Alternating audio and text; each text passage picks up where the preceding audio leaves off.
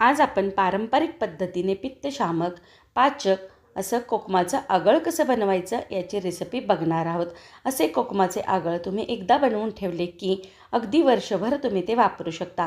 उष्णतेच्या दिवसात भूक मंदावते किंवा भूक कमी लागते, आम्लपित्तासारखे आजार उद्भवतात। उष्णतेमुळे शरीराची, डोळ्यांची जळजळ होणे, मग अशा वेळेस कोकमाचं स्वतःचं गुणधर्म थंड असल्यामुळे महत्त्वाच्या अशा उष्णतेच्या दिवसात शरीराला थंडावा देते। ती पारंपरिक आणि हायजेनिक पद्धतीचं कोकमाचं आगळ असं करून ठेवलं की अगदी 1 मिनिटात कोकमाचं थंडगार सरबत प्यायला मिळते। आज आपण उष्णतेच्या दिवसात खास सरबतासाठी गोड सिरप कसं बनवायचं हे बघितलं आहे। तुम्हाला सोलकडीसाठी गोड न करता साधंच कोकमाचं आगळ बनवायचं असेल तर ती देखील पद्धत तुमच्यासोबत पुढे मी शेअर केलेली आहे, त्यामुळे व्हिडिओ शेवटपर्यंत नक्की पहा। सगळ्यांना एक निवेदन आहे, तुम्हाला जर माझ्या रेसिपीज पाहायला आवडत असतील तर सिंपल कुकिंग विथ माई ह्या आपल्या चॅनलला सबस्क्राईब करून बाजूची बेलघंटा नक्की क्लिक करा। चला तर मग वेळ न घालवता रेसिपीला सुरुवात करूया। तर आज आपण कोकमाचं आगळ कपाच्या किंवा ग्रॅमच्या प्रमाणात दिलेलं आहे। इतक्या जिन्नसामध्ये तुमचे 1 ते 1.5 लिटर असं कोकमाचं आगळ आरामात तयार होईल। घरातल्या कोणत्याही वाटीच्या किंवा कपाच्या प्रमाणात तुम्हाला ते घ्यायचे आहे, म्हणजे घेतलेले सर्व जिन्नस आपण मोजून घेतले की हे आगळ न चुकता तुम्हाला करता येईल। इथे आपण 1 कप म्हणजे वजनी म्हणाल तर 100 ग्रॅम प्रमाणात ताजे ओले कोकम घेतलेले आहेत। हे उन्हाळ्याच्या दिवसात कोणत्याही किराणा दुकानात अगदी सहज उपलब्ध होतात। ताजे कोकम ओळखायची एक पद्धत म्हणजे हातात घेतले की ओलसर लागतात आणि थोडेसे चुरले की हाताला रंग लागतो, वास थोडासा आंबूस येतो। तुम्ही तुमच्या खात्रीच्या दुकानातूनच घ्यायचे आहे। कोकमाचे आगळ बनविताना ताजे घेतले की गर चांगला निघतो। सुकलेले किंवा कोरडे झालेले कोकम अजिबात घ्यायचे नाहीत। ज्या कपाने कोकम घेतले आहे त्याच कपाने किंवा वाटीने 1 कप कडकडीत गरम पाणी घ्यायचे आहे। असं भिजवल्यानंतर रंग छान येतो आणि कोकम लवकर भिजले जातात। तुम्हाला जर हवं असेल तर तुम्ही अगदी रात्रभर देखील कोकम भिजवू शकता, पण एकदा कोकम भिजवलं तर ते कोकम झाकायचं नाही, ते उघडंच ठेवायचं। झाकल्यानंतर त्याला थोडासा कडसर असा चव येऊ शकते, म्हणून मी इथे गरम पाण्यामध्ये अगदी 15 ते 20 मिनटं किंवा अर्धा तास असं उघडंच ठेवलं होतं भिजू घालून। आणि छान अर्धा तासाने भिजल्यानंतर मिक्सरच्या कोरड्या भांड्यामध्ये पाण्यासहित आपल्याला कोकम घालून घ्यायचं आहे। त्यामुळे आपण पाणी मोजून घेतलेलं होतं आणि छान अशी त्याची बारीक पेस्ट करून घ्यायची आहे। आणि ज्या भांड्यामध्ये आपल्याला शिजवायचे त्याच भांड्यात आपण काढून घेणार आहोत। नंतर ज्या कपाने किंवा वाटीने आपण कोकम आणि पाणी मोजलं होतं त्यानेच आपण साखर देखील मोजून घेणार आहोत। इथे मी 1 वाटी साखर घेतलेली आहे आणि आपण गॅसवर ठेवायच्या आधी छान मिक्स करून घेणार आहोत। नंतर आता गॅसवर आपण ती कढई किंवा भांडं ठेवून छान असं उकळून घेणार आहोत।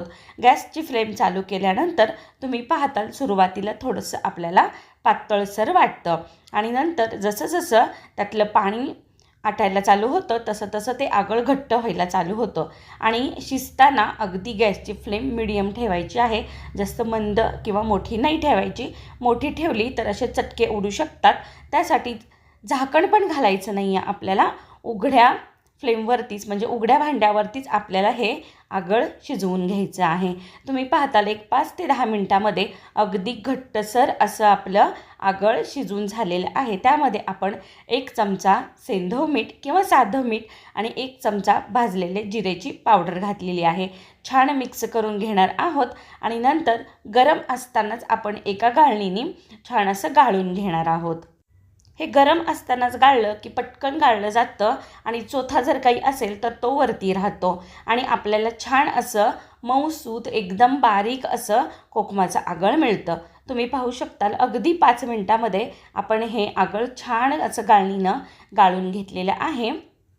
गाळताना जर काही वरती चोथा राहिला तर तो चोथा टाकून न देता त्याच्यामध्ये भरपूर असे पोषणमूल्य आहेत, म्हणून अगदी मुलांना, चपातीला किंवा ब्रेडवर लावून दिला तर अगदी जॅमसारखं छान लागतं, किंवा ताटाला चटणी म्हणून जरी लावलं तरी देखील ते एक आगळा वेगळा प्रकार होऊ शकतो. इथे तुम्ही पाहताल आपलं कोकम एकदम छान भिजलेलं होतं आणि आपण एकदम बारीक वाटलं होतं, त्यामुळे चोथा पण जास्त शिल्लक राहिलेला नाही आहे. असं पारंपरिक पद्धतीचं बनलेलं कोकमाचं आगळ तयार आहे.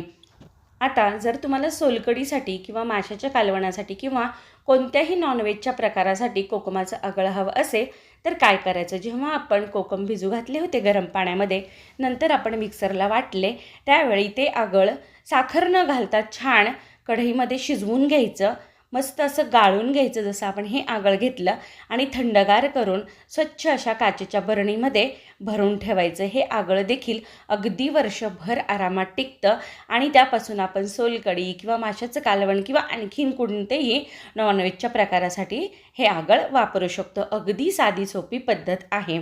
आणि हे असं पारंपरिक पद्धतीनं बनलेलं कोकमाचं सरबत किंवा कोकमाचं आगळ ह्याची सरबत बनवायची पद्धत देखील अगदी सोपी आहे.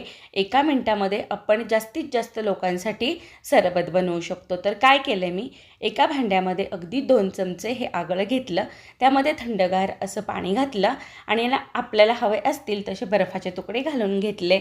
झालं आपलं पित्तशामक आणि पाचक असं कोकमाचं झटपट सरबत तयार. हे आगळ तुम्ही एकदा बनवून ठेवलं की अगदी वर्षभर वापरू शकता. त्यामुळे ह्या उन्हाळ्यामध्ये हे कोकमाचं आगळ नक्की बनवून आपल्या फ्रीजमध्ये स्टोअरमध्ये करून ठेवा आणि केल्यानंतर मला कमेंट करायला विसरू नका तुमचं हे कोकमाचं आगळ कसं झालं ते. अगदी साधी सोपी आणि पारंपरिक अशी पद्धत मी तुमच्यासोबत शेअर केलेली आहे. कशी वाटली ते नक्की सांगा आणि हो, परत भेटू अशा छान छान रेसिपीसोबत. तोपर्यंत सगळ्यांचे मनापासून धन्यवाद आणि मनापासून कृतज्ञता.